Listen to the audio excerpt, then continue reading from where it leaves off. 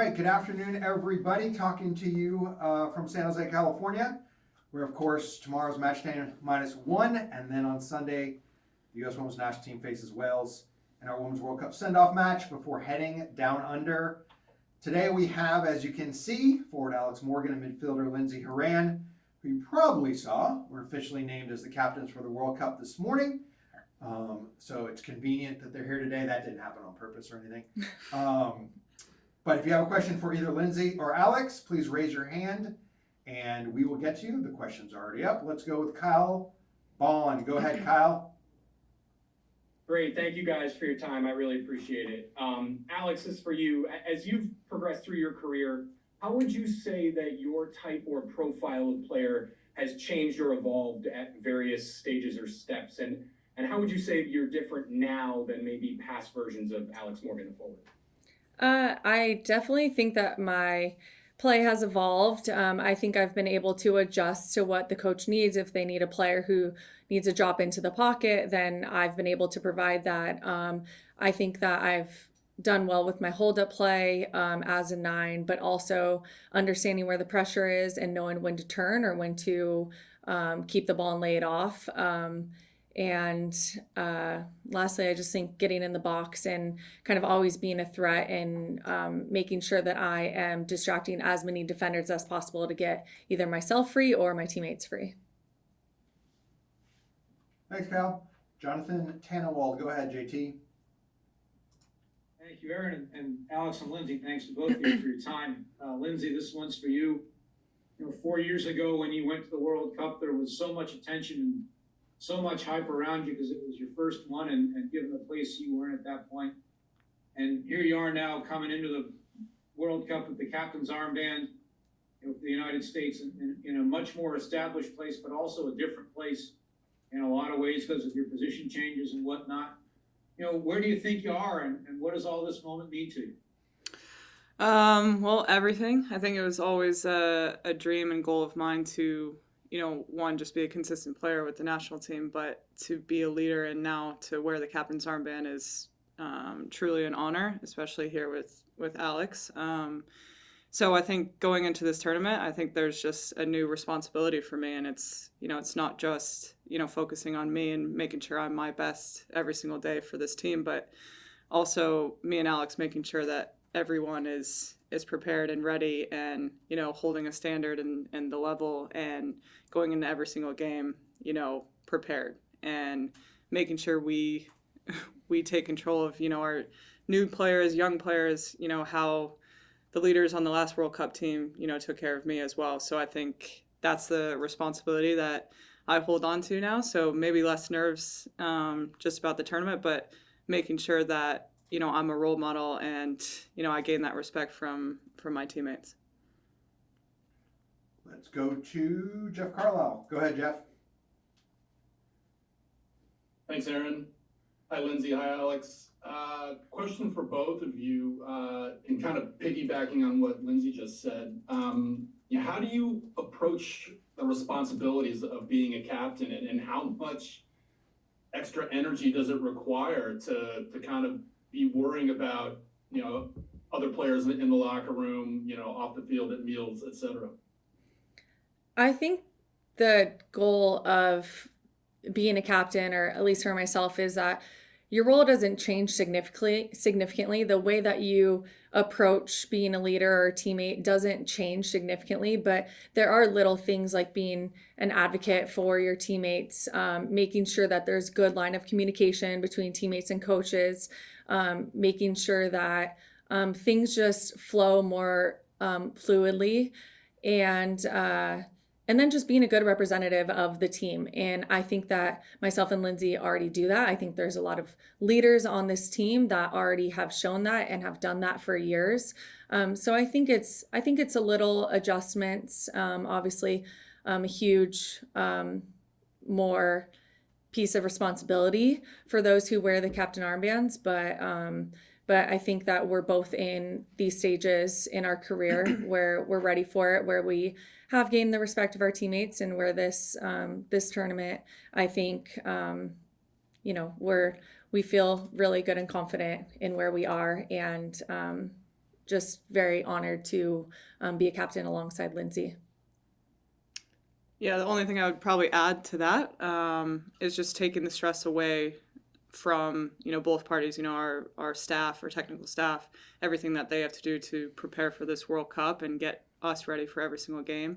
The stress of our team and, just being nervous for games and getting ready for games, making sure that we're kind of the, not mediator, but we have that balance in between, that me and Alex can take some of that stress away from these guys and be able to, relay messages on, or, speak to the staff when we need to, when, maybe the team needs something, or et cetera. It's a lot of chaos during World Cups. We both know that. So whatever we can do, to help be responsible for all those little nuances and help, both parties there. I will just add, like, having two rather than one, I feel like it's a shared load, and it's not only us. There's a lot of players who have stepped up in a position of leadership over the last years, and that happened in the 2019 World Cup too.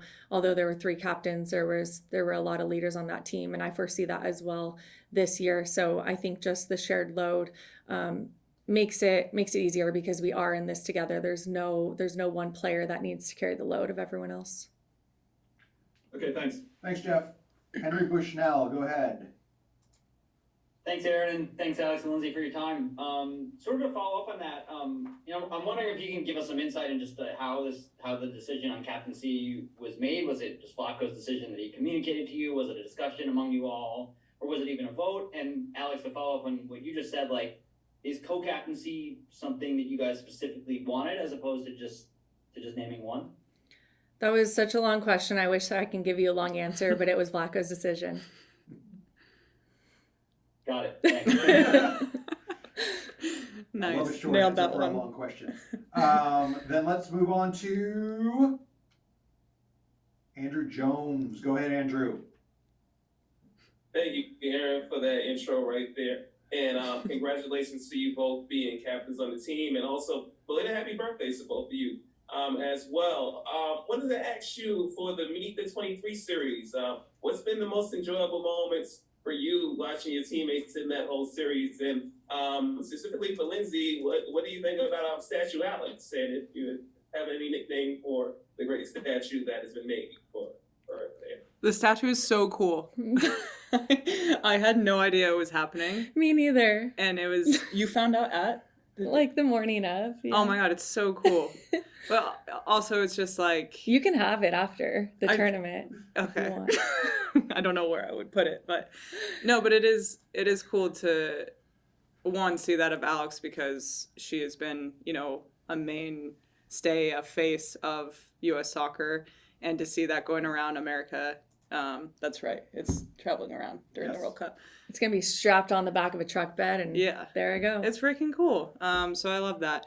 And yeah, the 23 stories coming out. It's cool to see a lot of the new younger players, or just like the uncomfortable players in those settings, having to answer questions and get to know them. I like that. Yeah, it's always fun to get to know your teammates on a different level. I think that this environment is very pressure filled sometimes, and I think that sometimes, as much as we want to create like an open environment and an environment where people can feel comfortable, sometimes you don't really get to peel the layers as much. So Meet the 23 is always a fun way to be able to do that. Steve Goff, you're up. Thanks, guys.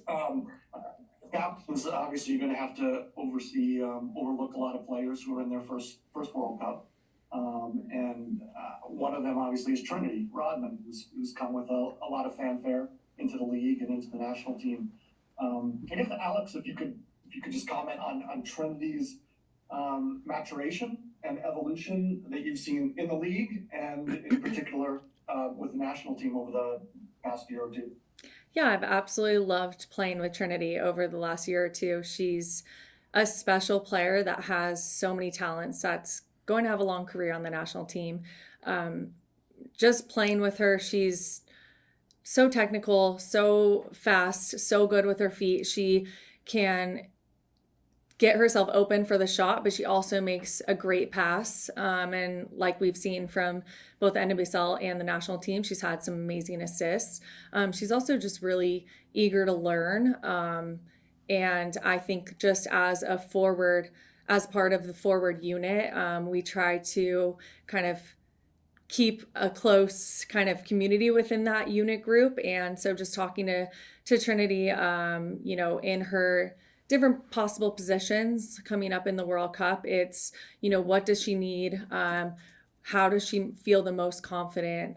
What can I do to encourage that? And again, she's just special player, and I'm just really excited to see what she can do this World Cup. Great, thanks. Let's go to Alex Simon. Go ahead, Alex. Hey, Alex, Lindsey, Alex Simon with Bay Area News Group. I would love to know how you guys have kind of felt about your week in the Bay Area so far, especially since we are getting a team here in the NWSL starting next season. Have you guys kind of noticed any specific things about your time so far and kind of the buzz around this game as it's been getting closer and closer? I did spend some time with Leslie Osborne and her kids the other day, and she had Bay FC stickers all around her car. So she is a walking billboard, which is great. And I mean, I went to school here at Cal, so I'll forgive US Soccer for having us train at Stanford, but just being back in the Bay Area is great. I just know that there's just so many people that love the sport of soccer here. We're going to feel that on Sunday with our game. Bay FC is going to feel that with their first season next year. It's just such a great place to play, and it encapsulates so many different neighborhoods, and this being here in Palo Alto and San Jose, I think it's a great area for BFC and us to come and kind of have our send-off match as we go into the World Cup. But yeah, for BFC, it's great to see kind of the excitement behind it. I think they're doing it the right way, and that's always a great sign for the just progression of the NWSL in general. Last couple for our pair here. Leslie Ryder, go ahead. Hi there. Question for both of you. With some of the recent results, it seems like soccer is in its what a time to be alive era. What would you say has changed the most in international soccer since your first World Cup, and what still needs to change? Oh, it's amazing. I think I just saw a game today. It was 3-2 Zambia, Germany. So yeah. I think it just shows, one, how competitive this World Cup is going to be. It's up for grabs. I think, you know, some of the teams that maybe viewed, you know, a little bit lower, you know, can go out and make a statement. And also it just says a lot about, you know, the money and the resources that have now been put into some of these teams and investments made in a lot of these federations. So I think, again, it's going to be the most competitive World Cup. Like I said before, I think everyone is talking about it. Everyone's going to be watching it. If you're not, you're crazy. It's going to be insane. And these results, you know, right now are going to be showing in the World Cup as well.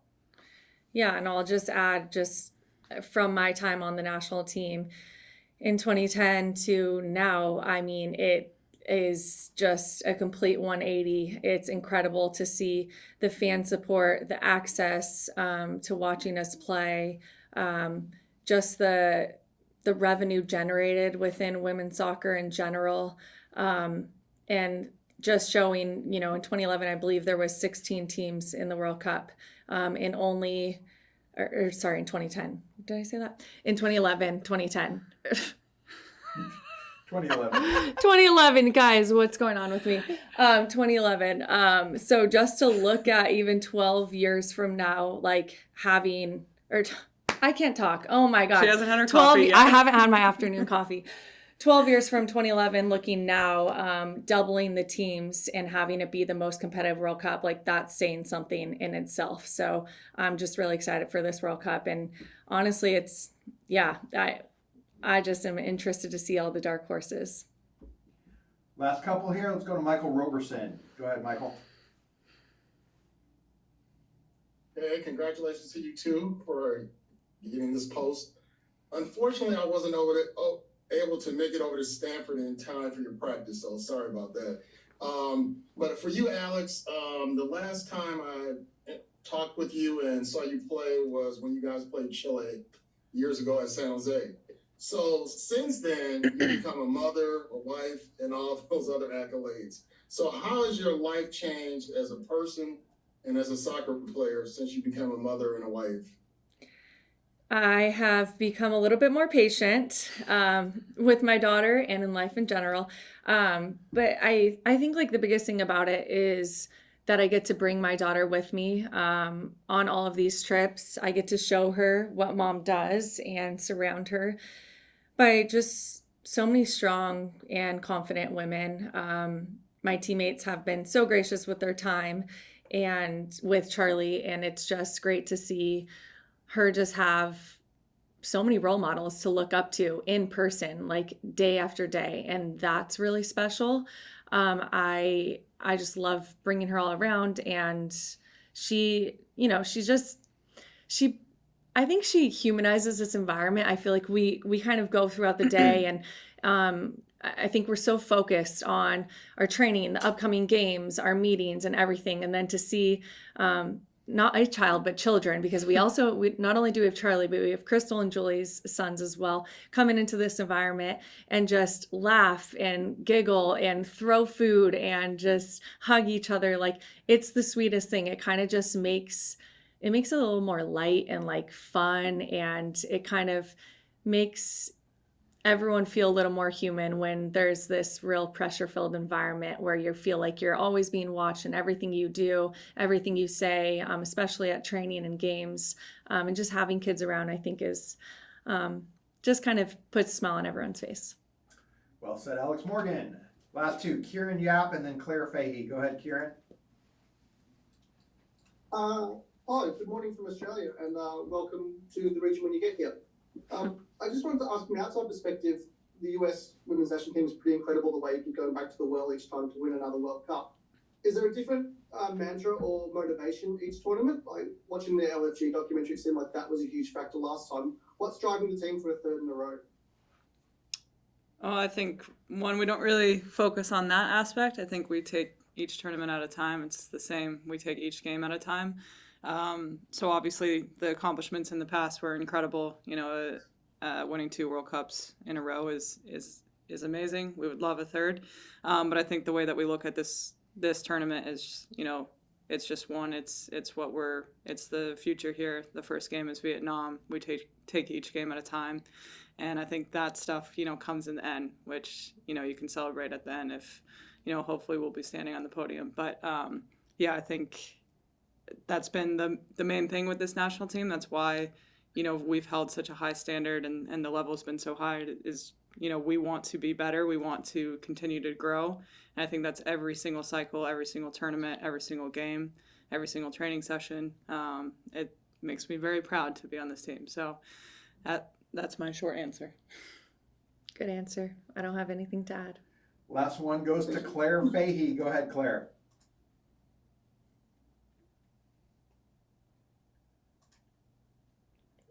We can't hear you. Yeah, sorry. There we go. Hi, guys. I have a really random one to end on for both of you. Can you talk a little bit about the prevalence of pre-wrap and why you either do or don't choose to use it as a hairband? Do we both do pink or do you do red? I do red because one of the first times I wore pink, someone said, I'm trying to copy Alex Morgan. I never knew that. That was early on in my national team career. That's really funny. So I went to red. Pre-wrap is everywhere. And yeah, I wear pink. I wear red. Lindsay wears red. We have a couple others, maybe black, like Sophie's black. Some other girls wear different colors. My daughter like Charlie wants to like literally just take it and wrap it up. She like thinks it's like wrapping paper. So we have lots of pre-wrap. Like you look in the bins and there is endless pre-wrap. Yeah, I mean it's everywhere. It's for a good reason. We use it on our shin guards. Like I don't know. I could go on and on. Such a good question. Pre-wrap is everywhere. Everyone should have some in their bag.